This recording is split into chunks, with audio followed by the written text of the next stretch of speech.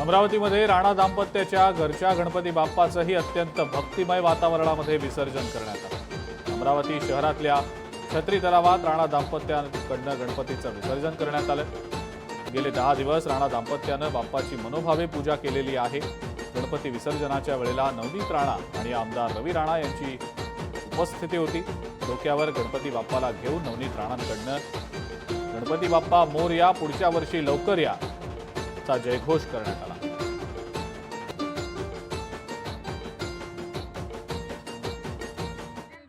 गणपती का जय जयकार। विसर्जन झाले असेल तर पेंडोलच्या उजव्या बाजूला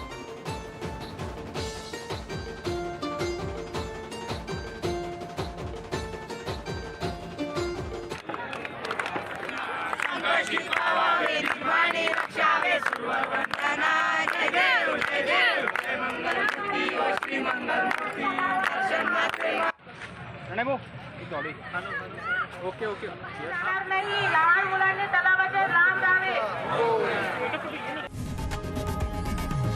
लोकशाही मराठी ऐका, पहा, जागरूक रहा।